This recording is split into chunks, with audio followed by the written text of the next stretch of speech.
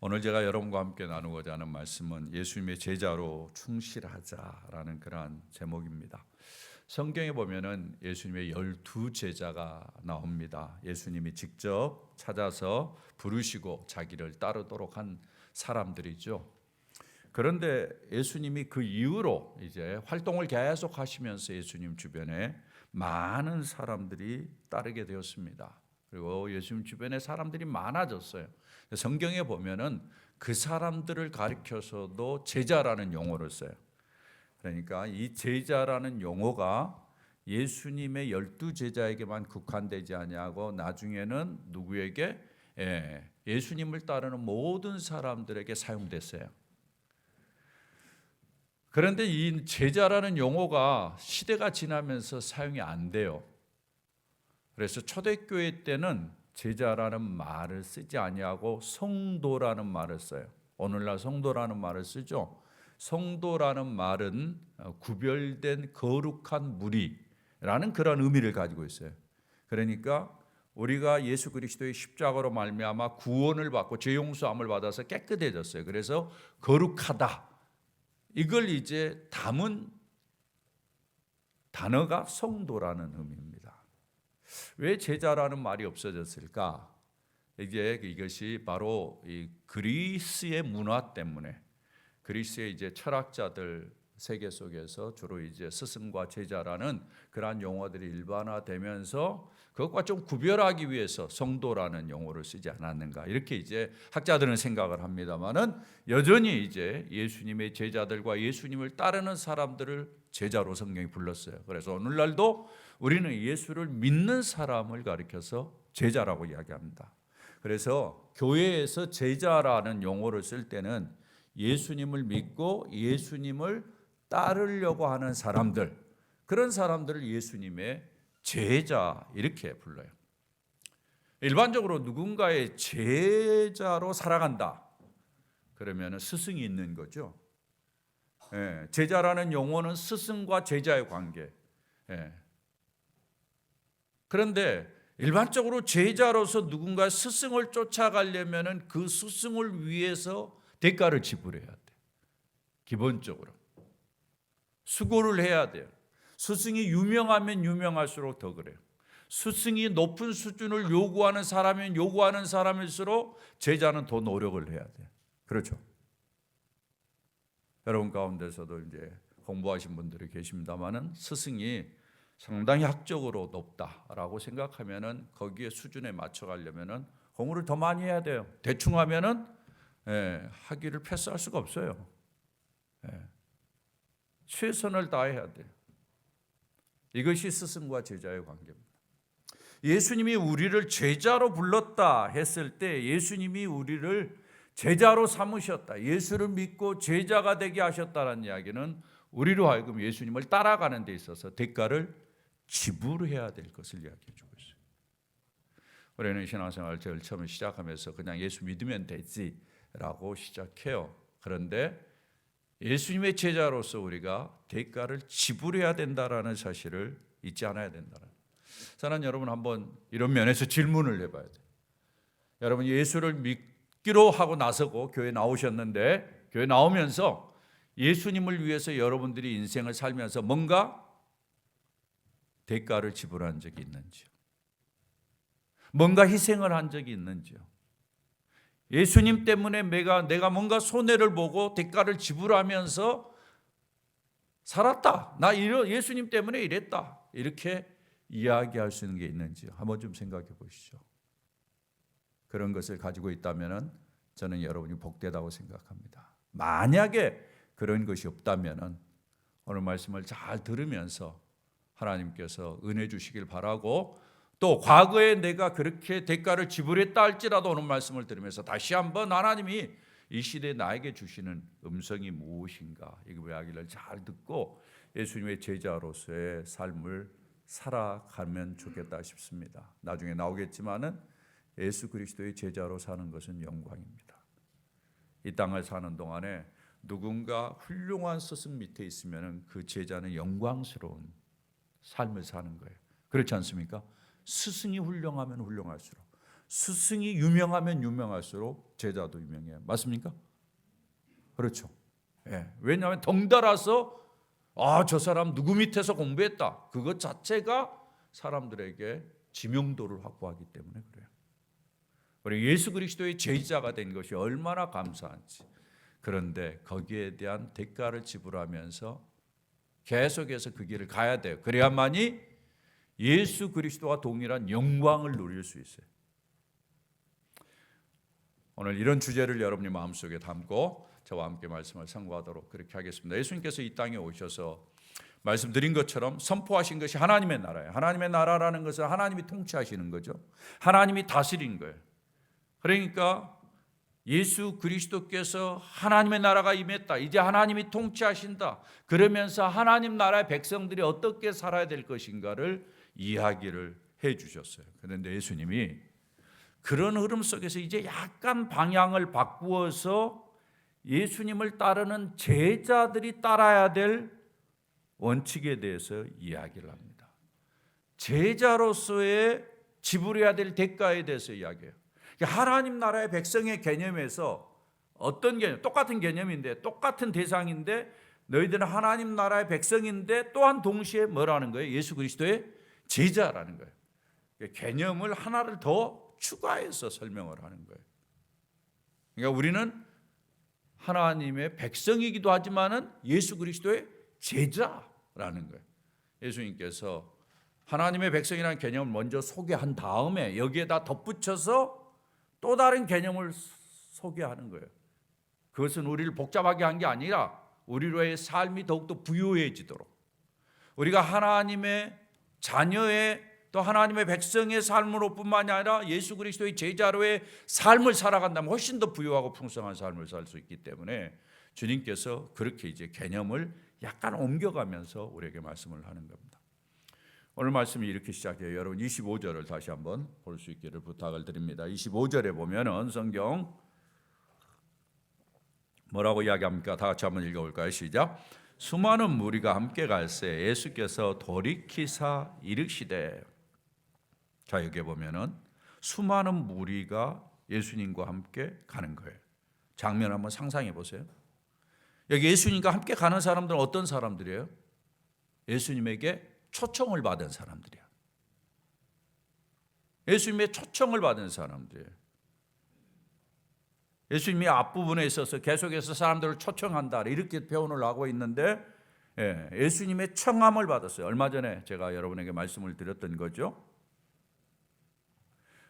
그리고는 주변에 많은 사람들이 같이 그 길을 가는 거예요. 그들이 함께 가는데 예수님께서 뭐라고 이야기합니까? 돌이키사라고 이야기해요. 예수님께서 돌이키사. 가다가 예수님이 딱 돌아서서 하는 이야기. 어떤 모멘텀을 만드는 거예요. 어떤 순간을 만드는 거죠. 장면을 한번 상상해 보세요. 함께 쫙 몰려가다가 예수님이 딱 돌아서서 말씀하는 그 장면을 한번 생각해 보세요. 그러면서 하는 이야기가 26절입니다. 다 같이 한번 읽어봅니다. 시작. 물은 내게 오는 자가 자기 부모와 처자와 형제와 자매와 더욱이 자기 목숨까지 미워하지 아니하면 능히 내 제자가 되지 못하고, 이 말씀을 하셔요. 자, 그 장면을 상상하면서 이 말씀을 한번 생각해 보세요. 예수님께서 제일 처음에는 어떻게 시작했어요? 내게 오는 자가. 자, 그러면은 지금 예수님과 함께 걸어가는 자들은 내게 오는 자라고 이야기할 수 있죠. 예수님이 제일 처음에 내게 오는 자라고 이야기했어요. 그런데 마지막 부분에 가서 예수님이 하는 이야기가 내게 오는 자가 있는데 뭐뭐 하지 않으면은 뭐라고 이야기합니까? 제일 마지막에 능히 내 제자가 되지 못하고. 예수님께 오는 자들은 예수님의 청함을 받아서 왔어요. 그리고는 예수님과 같이 따라가요. 그런데 예수님이 그 사람들을 가리켜서 무슨 이야기를 합니까? 제자가 되지 못한다라고요. 그러니까 예수님을 따르는 사람과 제자를 구별해서 이야기를 하는 거예요. 예수님을 따르는 사람들은 있는데 제자가 되지 못한다라는 이야기를 하고 있어요. 예수님이, 여러분이 이 본문을 보면서 금방 느낄 거예요. 아하, 예수님이 뭔가 의도를 가지고 이야기하시는구나. 많이 따라오는 사람들에게 예수님이 뭔가 도전을 하는구나. 어떤 도전? 제자가 돼야 된다. 이 부분으로 도전을 하고 있는 것이구나. 이걸 여러분이 금방 느낄 수 있을 것입니다. 이렇게 시작된 본문의 문단이 특별한 구성을 이루고 있어요. 여러분이 먼저는 26절, 27절에 지불해야 될 대가에 대해서 이야기합니다. 제자는 뭐예요?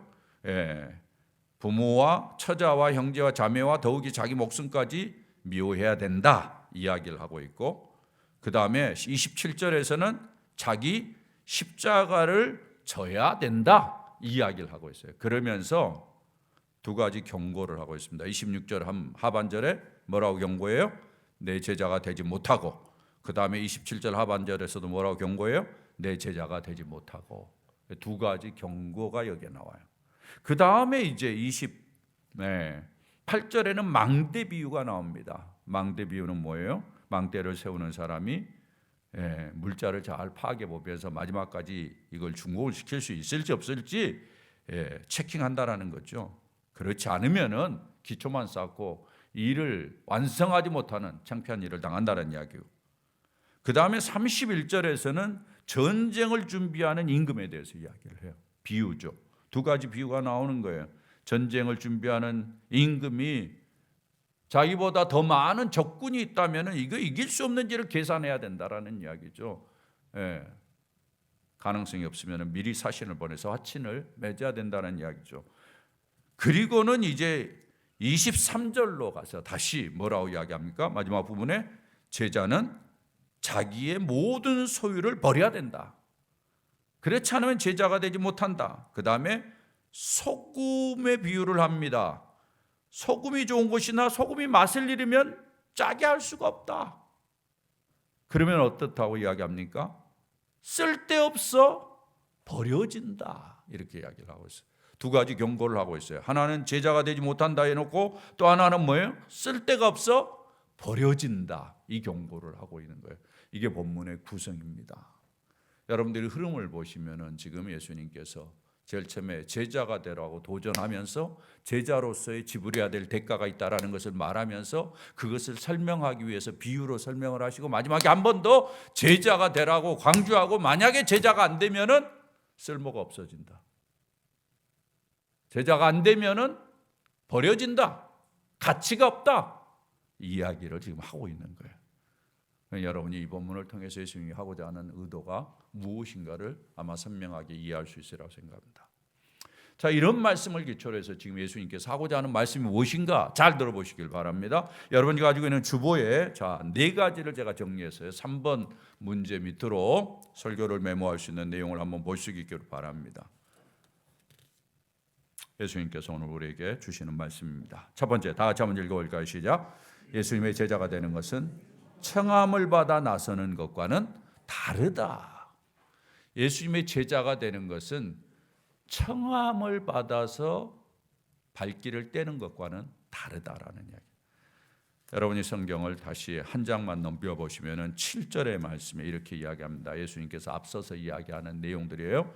청함을 받은 사람들이, 그 다음에 12절에 보면은 자기를 청한 자에게, 이 청함이라는 단어가 계속돼요. 그리고 16절 다 같이 한번 읽어봅니다. 시작. 이르시되 어떤 사람이 큰 잔치를 베풀고 많은 사람을 청하였더니, 여기에 큰 잔치는 하나님 나라의 잔치인데 거기에 청했다. 예수님께서 하나님 나라의 잔치에 사람들로 하여금 하나님을 만나고 하나님 나라의 잔치에 참여하도록 청한 것에 대해서 이야기를 해주고 있어요. 그러면서 이 청함을 받은 사람들이 나선 이야기를 합니다. 그런데 이 나선데 그 사람들이 전부 다 사양을 해요. 여러분이 18절을 보시면은 지난번에 봤죠? 다 일치하게 사양하여 한 사람은 밭을 샀다. 그래서 못 간다. 19절에 보면은 나는 소를 샀다. 그래서 못 간다. 20절에 보면은 뭐예요? 나는 장가 들어서 못 간다. 이렇게 이야기를 하는 것입니다. 이것은 청함을 받았지만은 그 청함에 대해서 응답하는 데서 사람들이 이런저런 핑계를 하면서 잘 안 간다라는 이야기를 하고 있는 거죠. 무슨 이야기입니까? 하나님 나라의 청함을 받았지만은 사람들이 이런저런 핑계를 하면서 안 간다라냐. 이 말은 다른 말로 바꿔야 되는데 이야기한다면 하나님의 초청이 있음에도 불구하고 방해하는 것들이 엄청 많다라는 거예요. 여러분 이렇게 쉽게 생각합니다. 여러분 교회 나오려고 하는데 아침에 방해하는 것들이 엄청 많죠. 뭐가 방해했어요? 강아지가 방해했어요? 요즘은 강아지가 방해한 것도 엄청 많다고 그러대요. 여러분 또 뭐가 방해했어요? 급한 전화가 여러분을 방해했습니까? 뭐가 방해했어요? 육체적인 여러 가지 연약함이 여러분 방해하기도 하고 이런 사실은 방해한 것들이 많아요. 여러 유혹들이 있다라는 거죠. 이것을 간접적으로 우리에게 보여주는 것이에요. 이런 배경에서 지금 예수님께서 25절 말씀을 하는 거거든요. 수많은 무리가 함께 갈 때 예수께서 돌이키사 예수님이 마치 도전하듯이 이야기하는 거예요. 자기에게 오는 자가 뭔가 결단을 해야 된다라는 이야기를 하는 것입니다. 처자와 형제와 자매와 자기 목숨까지 미워하지 않으면 이 정도로 결단을 해야 내 제자가 된다. 예수님께서는 단순히 청함을 받아서 길을 나서는 사람과 제자가 되는 것과 다르게 정리를 하면서 길을 나서는 사람들이 제자가 되는 방향으로 움직일 것을 도전하고 있는 거예요. 그걸 강조하고 있는 거예요. 상당히 중요한 것을 암시합니다. 예수 그리스도를 믿는다고 따라 나섰지만 이런저런 유혹이 많고 이런저런 도전이 많고 이런저런 방해거리들이 많아서 실제로 제자의 단계로 들어가지 못하는 사람이 많다라는 거예요. 예수님은 결국은 우리로 하여금 제자의 단계로 나아가야 되는데 그렇지 못하는 사람이 많다. 제자의 단계로 나아가면은 스승이 누렸던 영광에 그 영광을 같이 누릴 수 있는데 예수 믿는다고 하면서도 제자의 단계로 나가지 못하니까 그 영광을 누리지 못하면서 인생을 사는 사람들이 많을 수 있다라는 것을 주님이 생각하시면서 이야기를 하는 거예요.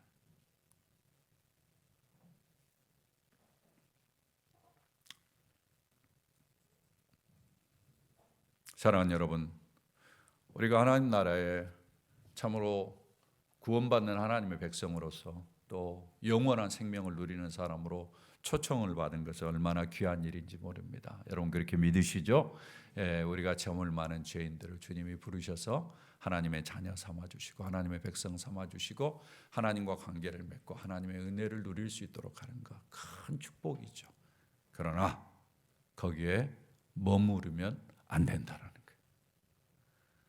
여러분이 교회를 나오는 것으로 머무르고 교회에 나와가지고 그냥 나는 죽으면 이제 천국 갈 수 있어 이렇게 생각하고 머무르면 안 된다라는 거예요. 주님께서 거기에 멈추지 말고 제자로 움직여라. 생각의 전환을 해라. 내가 이제 교회 나왔는데 내 궁극적인 방향은 제자가 되는 것이다. 스승을 닮아가는 것이다. 스승의 영광을 누리는 것이다. 스승과 같이 실력 있는 자가 되는 것이다. 주님이 그렇게 도전하고 있는 거예요. 여러분의 생각을 그렇게 바꾸면서 신앙생활을 하기를 주님이 이야기를 하고 있습니다. 수년 전에 저희 교회에서 제자 훈련을 하면서 그 필독서가 하나 있었어요. 팬인가 제자인가. 아마 저랑 제자 훈련하신 분 기억할 거예요. 유명인들 쫓아다니는 팬들 있잖아요. 그런 팬들인가? 아니면 진짜 제자인가? 예수님이 유명해. 예수님 쫓아다니면 손해는 없을 것 같아. 그래서 예수님을 팬처럼 쫓아가. 제자는 다르죠. 제자는 대가를 지불해야 되고 희생을 해야 되고 제자는 스승에 걸만큼 노력을 해야 되는데 예수 믿으면서 그냥 환호성이나 지르고 좋다 이렇게나 머물러 있는 사람이 되면 안 된다는 이야기죠. 제자로서 대가를 지불하면서 헌신할 것을 강조하는 책이었어요. 사랑하는 여러분, 여러분의 인생을 사는 동안에 예수 그리스도 참 좋다, 팬으로만 머물러 있지 말고 제자로 더 나아가는 축복이 있기를 주의 이름으로 부탁을 드립니다. 두 번째입니다. 다 같이 읽어봅니다. 시작. 예수님의 제자는 예수님에게 우선권을 둔다. 오늘 26절의 말씀에 여러분, 내게 오는 자가 부모와 처자와 형제와 자매와 더욱이 자기 목숨까지 미워하지 않으면 능히 내 제자가 되지 못하고, 이 말씀 여러분이 보면서 이상하다라고 생각이 들 거예요. 그렇죠. 기독교 역사에서 많은 사람들을 당황하게 하는 말씀 중에 하나가 이것입니다. 예수님을 따르는 제자가 되기 위해서 사랑하는 사람들을 미워하라는 이야기죠. 예. 여기 미워하라는 말이 이해가 되지 않아요. 왜?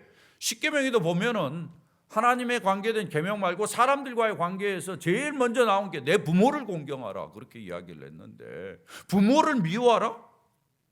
이건 말이 안 되는 거죠. 도대체 그러면 이 말이 무슨 말인가 도대체.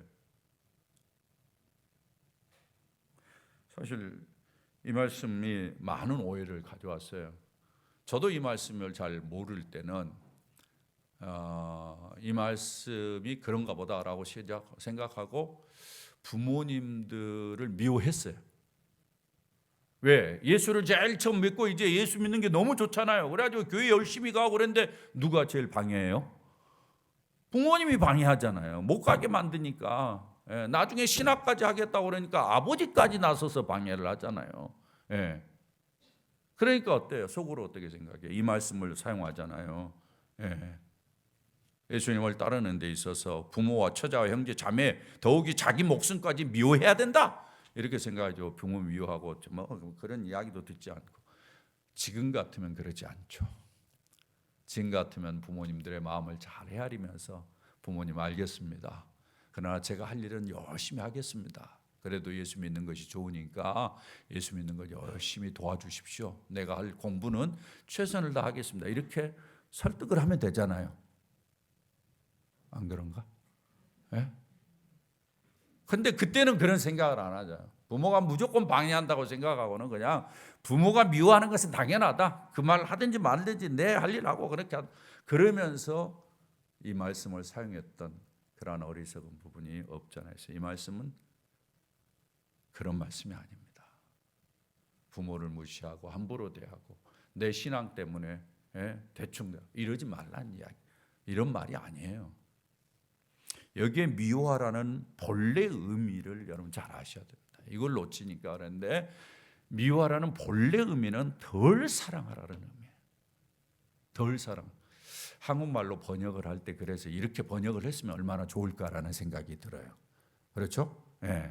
처자와 형제와 자매와 더욱이 내 자기 목숨까지 덜 사랑해라, 이렇게 이야기를 번역을 했다면 훨씬 더 우리가 이야기가 수월했을 터인데 미워하라고 하니까 많은 오해를 가져왔던 그런 말씀입니다. 이게 무슨 말이냐? 우선권의 문제. 우선권의 문제. 다른 것보다 예수님이 먼저라는 거예요. 예수님을 먼저 생각하라는 거예요. 예수님을 따르는 걸 생각하고 예수님의 인격을 생각하고 예수님의 하신 일들을 생각하고.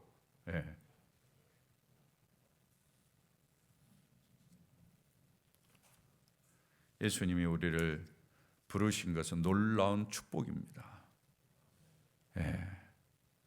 그래서 그를 쫓아서 가는 데 있어서 여러 가지 것들이 우리를 방해해요. 우리를 힘들게 해요. 그런 것보다 예수님에게 더 집중하라. 다른 것에 기웃기웃거리지 말라라는 이야기예요. 예수님에게 집중하고 예수님을 중심으로 해서 먼저 예수님이 뭐라고 생각하실까? 예수님이 어떻게 하실까? 예수님이라면 뭘 원하실까? 이런 마음을 가지고 예수님을 쫓아가라는 이야기예요. 다른 말로 바꿔야 예수님을 더 사랑하라는 거죠. 더 사랑하기 때문에 예수님을 먼저 선택하라는 이야기예요. 예수님 먼저 선택하라는. 예수님을 먼저 선택하기 때문에 다른 것을 미워하라는 이야기가 아니에요. 균형을 잘 이루되 더 사랑하라라는 이야기를 여기에 하고 있는 것입니다. 사랑하는 여러분이 이 땅을 사는 동안 예수님의 제자로 살아가면서 예수님에게 우선권을 두고 예수님을 더 위하는 복된 삶이 될 수 있기를 주의 이름으로 부탁을 드립니다. 세 번째입니다. 우리 다 같이 한번 읽어봅니다. 시작. 예수님의 제자는 대가를 지불해야 된다. 앞서서 우선권을 예수님에게 둔다라는 말은 예수님을 더 사랑한다는 이야기예요. 예수님을 더 사랑한다는 이야기는 다른 말로 바꿔야 한다면 예수님을 위해서 포기해야 된다는 거예요. 여러분, 제가 강조했던 단어들을 기억하시리라고 생각합니다. 사랑은 선택이에요. 사랑은 이것저것을 가질 수 있는 것이 아닙니다. 사랑은 선택이에요. 맞습니까? 잘 몰라요? 사랑은 선택이에요. 그렇다면 다른 것은 어떻게 해야 돼요? 다른 것은 포기해야 되는 거예요. 포기해야 되는 거예요. 대가를 지불한다는 말 속에는 이 말이 들어있어요. 다른 것을 포기하는 대가를 지불해야 돼요. 주님을 사랑하기 때문에 예수님을 위하는 일이라면 다른 것은 포기해요. 그러면서 주님께서 한 가지 더 이야기해요. 27절 말씀입니다. 다 같이 한번 읽어봅니다. 시작. 누구든지 자기 십자가를 지고 나를 따르지 않는 자도 능히 내 제자가 되지 못하리라. 자기 십자가를 지고 예수님을 따르는 이 말씀도 우리 크리스천들에게 많은 오해를 가져온 말씀이에요. 여기에 자기 십자가라는 것. 일반적으로 자기 십자가라면 사람들이 어떻게 이해를 하는가? 고통을 이야기합니다. 고통, 예수님 따르면서 지는 고통. 그런데 많은 사람들이 모든 고통을 자기 십자가로 생각해요. 그러면서 생각하기를 자기가 당하는 모든 어려움들이 자기 십자가라고 그렇게 생각할 수 있어요. 그런데 그 말이 아닙니다. 우리가 이 땅을 살면서 나의 실수로 인해서 고통할 수 있어요. 그런 것은 자기 십자가 아니에요. 여기서 말한 자기 십자가는 예수님 때문에 감당하는 희생이에요. 예수님 때문에. 예수님을 위해서 내가 감당해야 될 희생이 있다라는 거죠. 여러분 가운데 아마 예수님 때문에 감당하는 희생이 많이 있으시리라고 저는 생각합니다. 예수님 때문에 여러분 다 젊었을 때 또 지금도 어떤 면에서는 예수님 때문에 손가락질 당하고 미움도 당하고 눈치도 보이고 예수님 때문에 더 수고도 해야 되잖아요. 여러분 가정에서 어떻습니까? 믿지 않는 식구들이 있으면 예수님 때문에 여러분 더 헌신해야 되잖아요. 더 수고해야 되잖아요. 제가 늘 이야기하죠. 명절에도 여러분이 더 수고해야 되죠. 맞습니까? 그렇지 않아요. 예수 믿는 것 때문에. 직장 생활도 그렇잖아요. 예수 믿는 것 때문에 여러분 직장 생활에서 사람들에게 손가락질 당하지 않기 위해서, 예수 믿는 사람이 뺀질뺀질하고 도망만 다닌다 이런 이야기 듣지 않기 위해서 여러분 예수 믿는 것 때문에 더 열심히 하잖아요. 그렇지 않습니까? 최선을 다해서 예수 믿는 것 때문에 우리가 수고하는 거예요. 희생하는 거예요. 그 수고를 더 하라는 이야기. 여기에 중요한 단어가 하나 있는데 여기에 십자가를 지라, 십자가를 진다, 이 단어가 현재형이라는 거예요. 이 말은 무슨 말이냐? 지속적이라는 거예요. 한 번 지고 끝나는 것이 아니라, 한 번 수고하고 끝나는 것이 아니라 계속돼야 된다는 거예요. 평생 계속하라는 거예요. 사실 이것은 예수님이 십자가 지는 것이 그거라는 거예요. 예수님이 십자가 지는 것이 마지막 십자가 지는 모습만 우리가 생각하고 그것만 십자가 지는 것이라고 생각하는데 아니요. 예수님은 태어나면서부터 십자가를 지는 것이에요. 왜? 예수님에게 주어진 사명은 십자가를 지는 거거든요. 그 일을 위해서 태어나면서 마국간에서 태어나고 태어나면서 도망다니고 피해 다니고 고통을 감수해야 됐어요. 사람들에게 침뱉음을 당하고 예수님이 일생의 고통이었어요. 어떻게 보면 예수 믿는 사람들의 삶이 그와 연장선상에 있는 거죠. 여러분 예수 믿고 편하다고 생각하셨어요? 그렇지 않습니다. 예수 믿는 일은 결코 편하지 않아요. 그런데 요즘 그러더라고요. 건강하게 살려면 자기의 육체를 괴롭혀라 그러더라고. 맞습니까? 들어보셨어요? 못 들어보셨어요? 자기 육체를 괴롭혀야 돼. 힘들게 만들어야 돼. 그래야 건강해진대요. 맞아요? 예수 믿는 걸 잘했다라는 생각이 들어요. 예수 믿으니까 괴롭거든. 힘들잖아요. 남이 안 하는 새벽기도 해야죠. 그 다음에 어때요? 저녁 집중기도 해야죠. 괴로워요. 육체적으로. 그런데 제가 깨닫는 거 하나 있어요. 그렇게 괴로운 것이 저에게 행복이에요. 왜 아멘들 안 하셔요? 그렇게 육체를 괴롭히니까 제가 건강해지더라고요. 예. 건강해져요. 몸이 굳지 않아요. 예. 좀 더 누워서 자겠다고 앉아있으면, 누워있으면 제 몸이 굳어요. 굳는 걸 제가 느껴요. 근데 힘들어도 일어나서 움직이니까 또 움직여지는 거죠. 그렇지 않습니까? 예. 이러다가 제가 은퇴를 안 할까 봐 걱정이 되시죠. 예. 계속 은퇴를 안 하고 계속 할까 봐.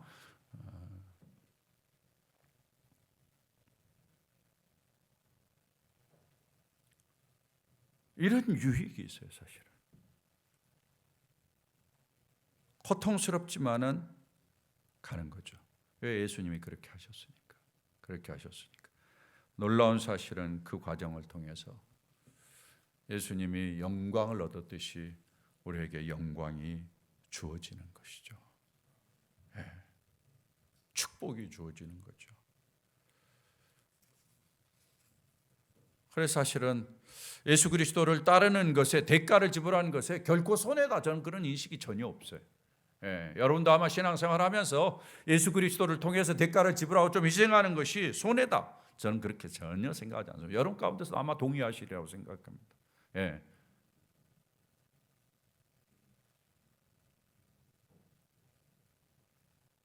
예수님을 따르는 것이 복이죠. 여기에 비유 가운데, 여기에 뭐 예수님을 따르기 위해서 이렇게 공사 비용을 한번 검토하듯이 또 이것저것 살펴보듯이 이런 내용이 나오는데, 이런 생각이 들어요. 예수님을 따르기 위해서는 비용을 지불해야 된다, 이런 말이 듣는데, 예수님을 따르지 않음으로 말미암아 드는 비용은 얼마나 클까, 이런 생각이 해봤어요. 여러분은 어떨 것 같아요? 만약에 여러분이 이곳에 와서 예수님을 따르기 위해서 지금 비용을 지불해야 되잖아요. 수고라는 비용을 지불해.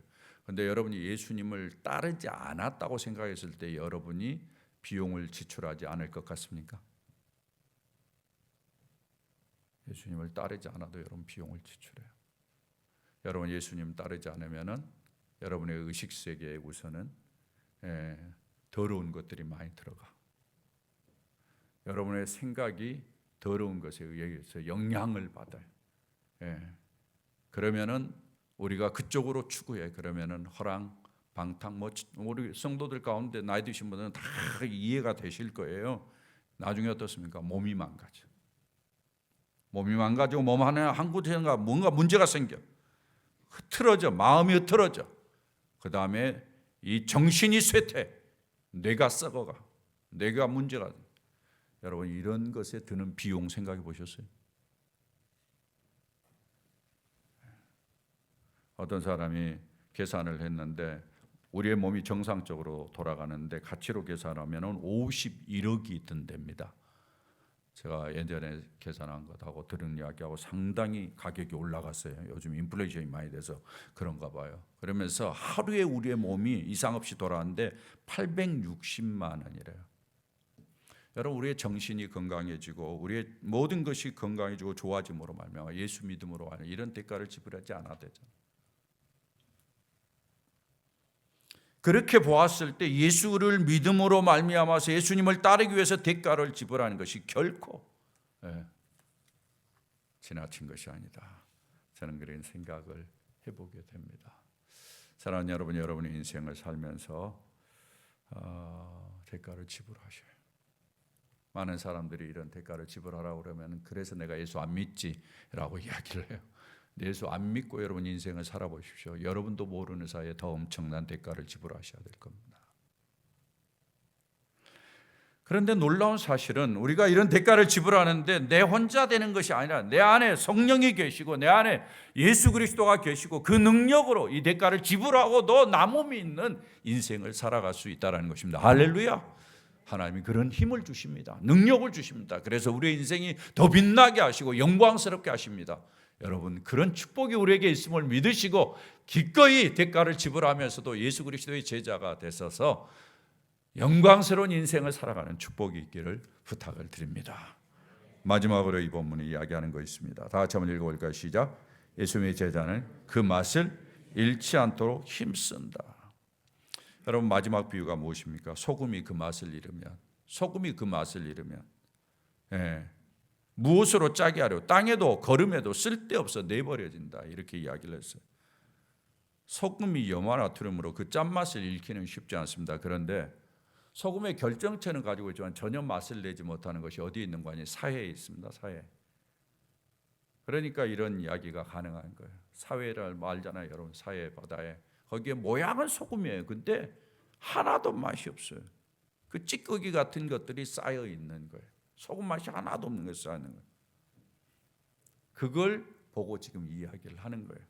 그리고 또 한 가지 생각이야. 여기에 맛을 잃으면이라는 헬라어를 문자적으로 보면은 무슨 의미를 가지고 있는 거 아니? 소금이 어리석게 되면이라는 단어의 의미를 가지고 있어요. 여러분 잘 들어보세요. 소금이 어리석게 된다. 소금이 맛을 잃으면, 소금이 어리석게 되면 이렇게 이야기를 하고 있어요. 그러면 여러분이 충분히 아마 상상을 할 수 있을 거예요. 소금이 맛을 잃으면 그 마지막은 어리석은 모습이 된다. 이것은 예수 믿는 사람들을 상징하는 거예요. 예수님의 제자로 온전히 헌신하지 못하면 맛을 잃어버려요. 맛을 잃어버리면 나중에는 어리석게 돼요. 어리석게 되면 쓰레기처럼 취급받아요. 버려지는 거죠. 폐기 처분되는 거죠. 어떤 면에서는 예수 믿는 사람들이 그 맛을 잃어버리면 바로 이렇게 되어지는 거죠. 우리는 주변에서 그런 것들을 많이 볼 수 있으려고 이렇게 생각합니다. 이런 걸 생각해 봤을 때 더 노력하라, 더 애쓰라 이야기를 하고 있는 거예요. 사랑하는 여러분, 오늘 말씀이 주님께서 우리에게 제시하고 도전하는 것이 무엇입니까? 야, 청함을 받는 것으로 네가 교회에 발을 내디는 것으로 만족하지 말라. 그게 전부가 아니야. 다음 단계로 나가야 돼. 예수의 제자가 되는 것으로 나아가라. 그 일을 위해서는 예수님께 우선을 둬야 돼. 주님 중심으로 생각하고 주님 중심으로 선택해. 그래야 사는 길이야. 그 일을 위해서 대가를 지불해. 그 대가를 지불하려면 다른 대가를 많이 지불해야 돼. 그 대가를 지불해서라도 예수 그리스도의 제자됨으로 든든히 서 있어. 그렇지 않으면 맛을 잃어버리면 결국은 폐기 처분되고 손가락질 당하고 쓰레기처럼 여겨지고 우습게 여김을 받는 부끄러운 모습이 되는 이 사실을 우리에게 지적하고 있습니다. 사랑하는 여러분, 오늘 주님이 우리에게 주신 경고를 잘 들으시고 이 말씀에 순종함으로 말미암아 더 제자됨으로 나아가는 축복이 있기를 주의 이름으로 축원합니다.